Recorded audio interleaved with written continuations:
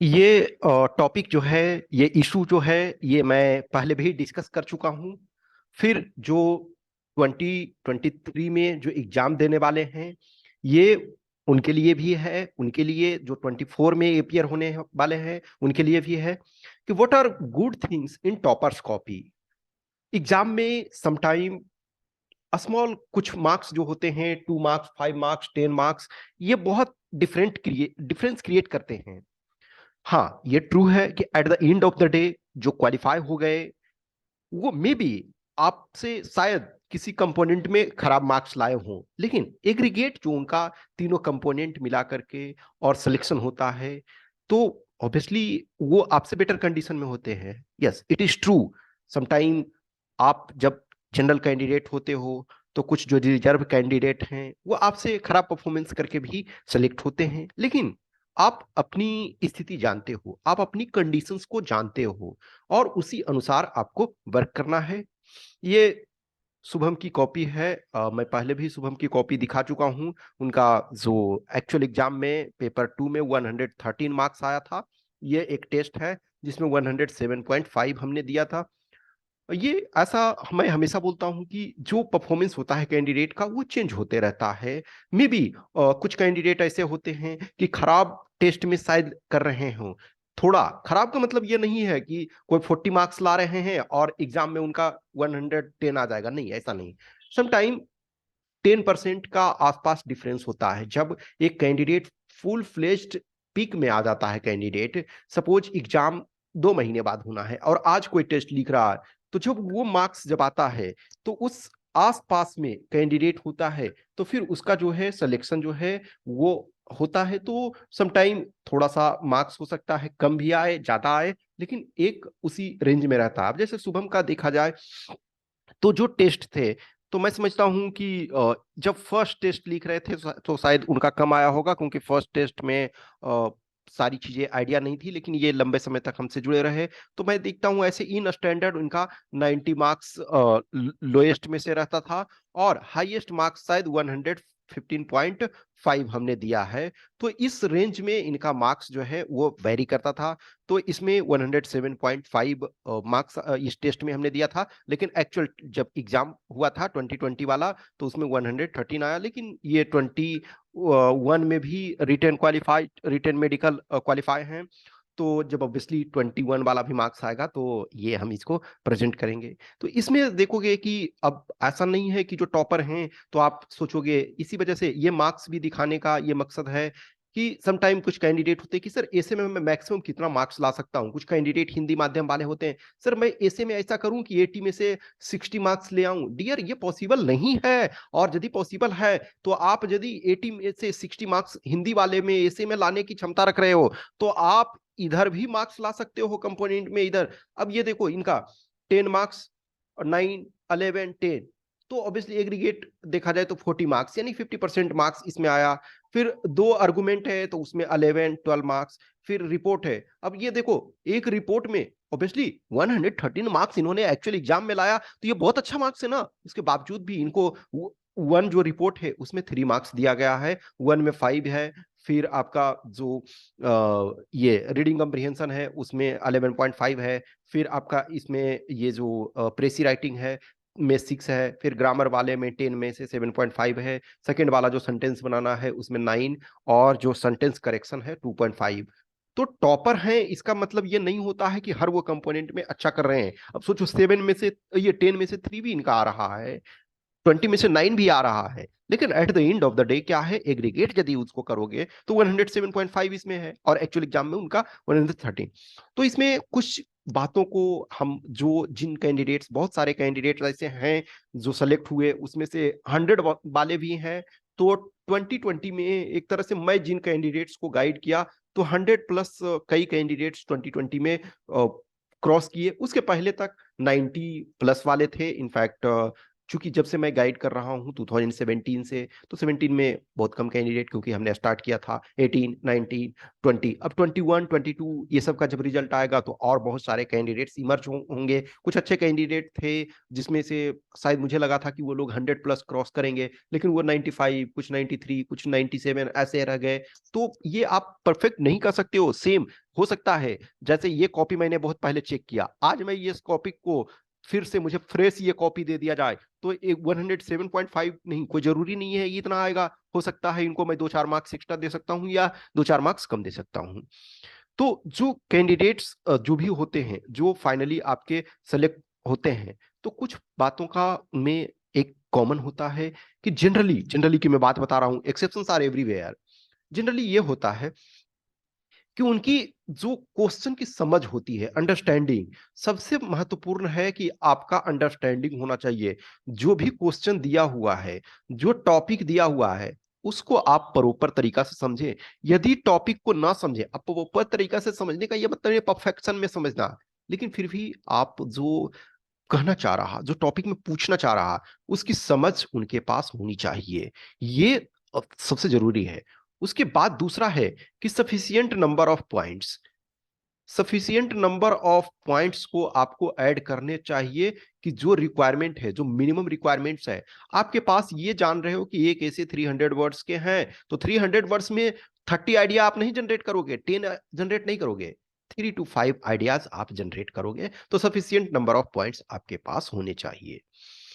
फिर जो आपके आइडियाज हैं, वो उसका बैकअप होना चाहिए with data. Backup either data,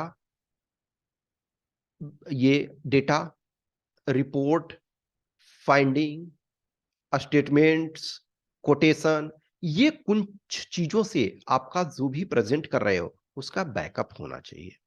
एक चीज और ध्यान रखो कि जो राइटिंग आपका होना चाहिए वो रीडेबल होना चाहिए। रीडेबल हो कि आप जो कह रहे हो वो पढ़ सके, वो उस चीज को जो लिखे हो उसको पढ़ सके।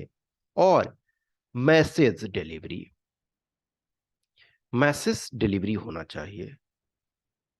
तो जो आप लिख रहे हो वो मैसेज उन तक पहुंचना चाहिए। एक तो रीडेबल होना चाहिए कि वो पढ़ सकें, इवन इफ प्रॉपर मैसेज नहीं है फिर भी वो पढ़ पाए कि जो कुछ आप लिखे हो। और मैसेज डिलीवरी, इन चीजों को ध्यान में यदि रखोगे तो जरूर आपको मार्क्स मिलते हैं। और एक ये कुछ और चीजें हैं कि पेपर कंप्लीशन, पेपर को कंप्लीट करना है। इनका जो भी टेस्ट लिखा, एक्सेप्शन एक आध ऐसा हो सकता है क्योंकि इन्होंने मल्टीपल टेस्ट हमारे पास लिखा, तो खास करके 2020 वाले बैच में तो इन्होंने बहुत ज्यादा टेस्ट लिखा था। 21 वाले में बस फ्यू लिखा था क्योंकि 21 तक आते आते इनका एटलीस्ट ये कॉन्फिडेंस हो गया था कि हाँ अब हम कंफर्टेबल रेंज में हैं। तो पेपर को आप कंप्लीट करो, ये हमेशा पेपर को कंप्लीट ये करते थे।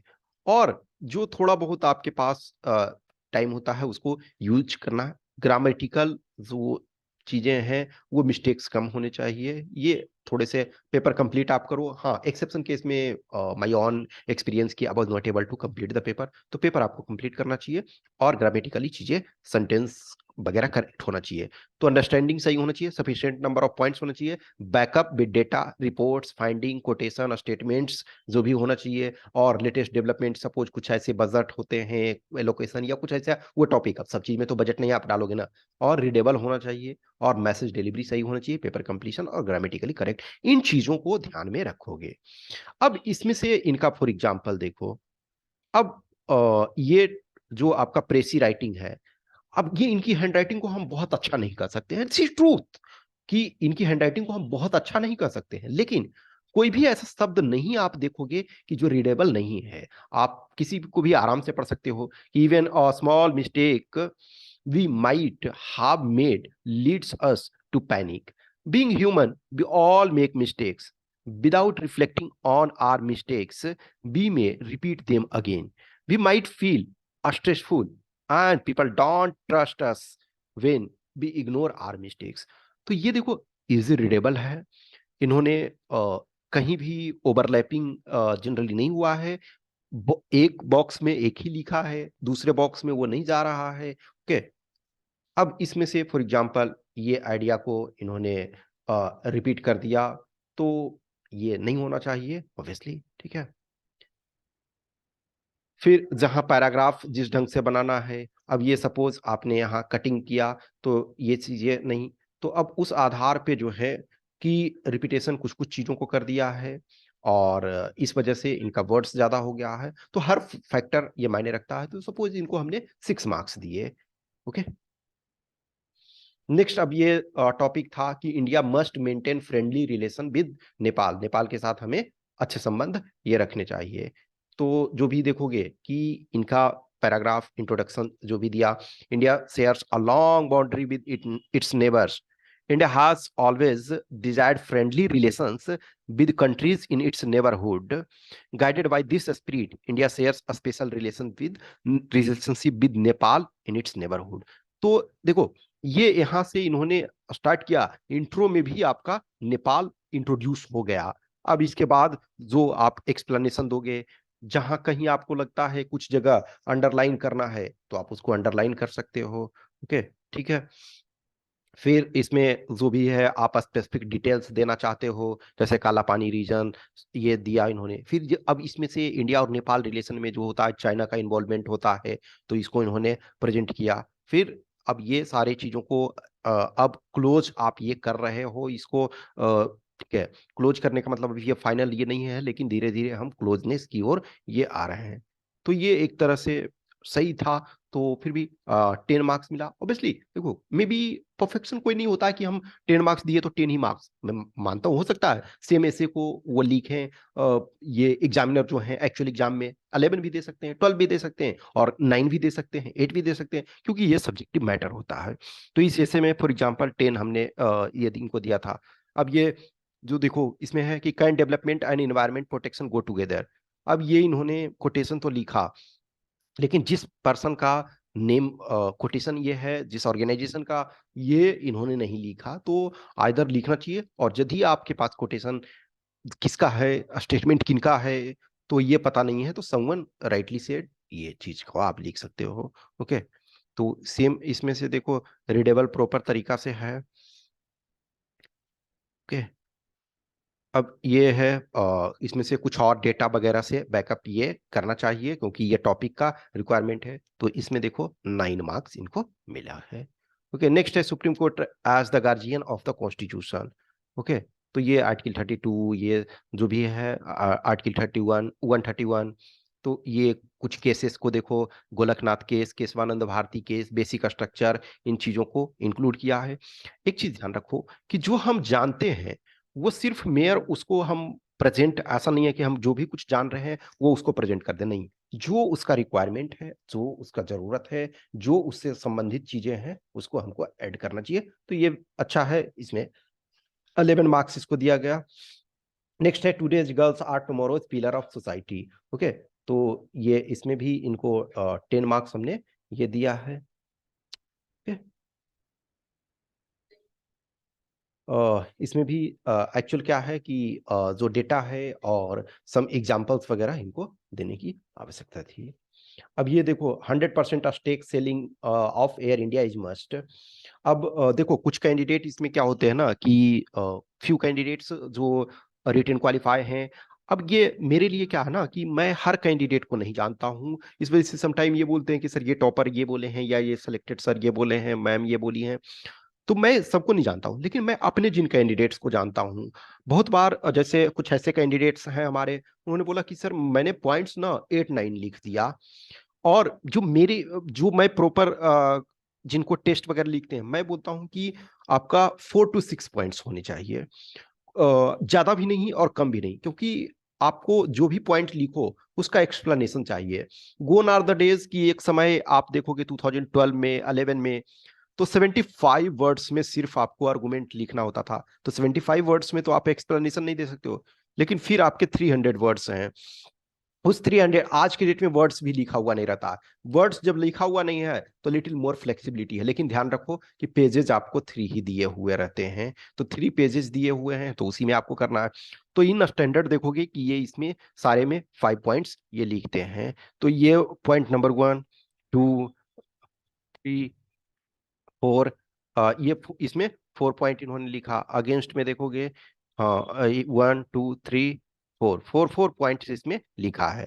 नेक्स्ट दूसरा जो पॉइंट था, women are not fit for commanding post in Indian Army.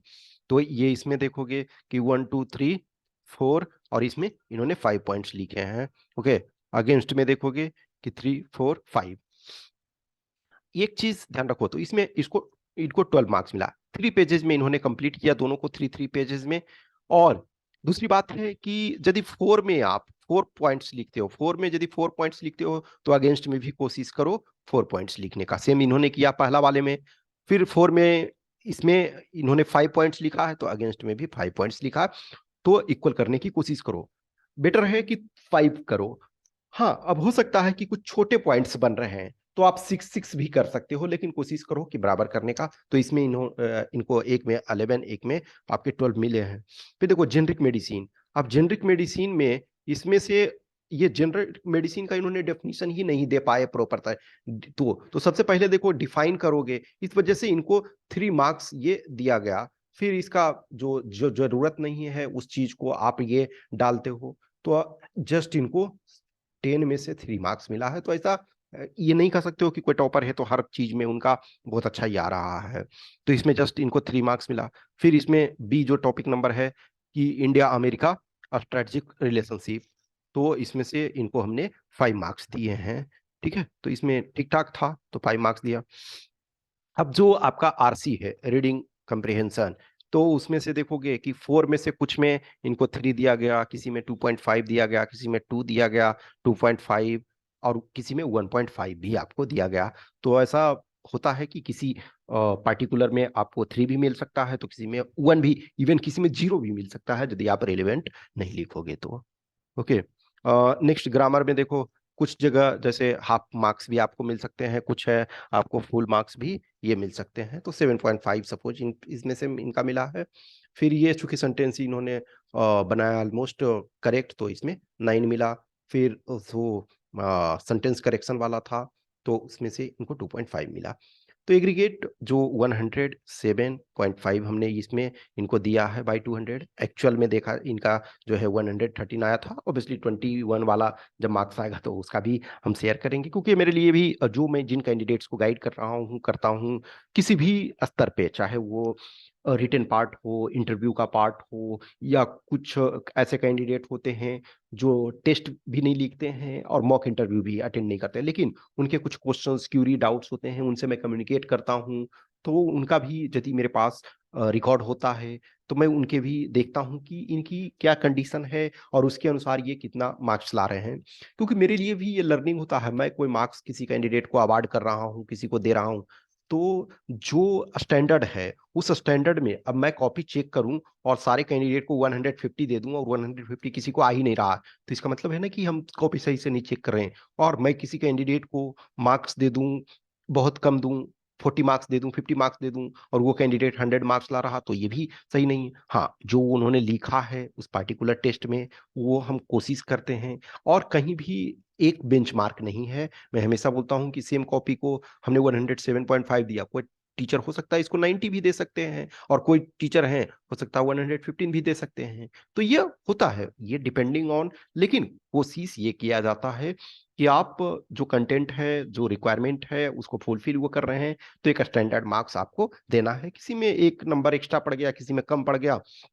तो एग्रीगेट वो पेपर में बैलेंस होता है। तो हमने और बहुत सारे को दिखाया हुआ है चीजों को, तो ये कुछ पॉइंट्स को ध्यान रखो। Okay, thank you.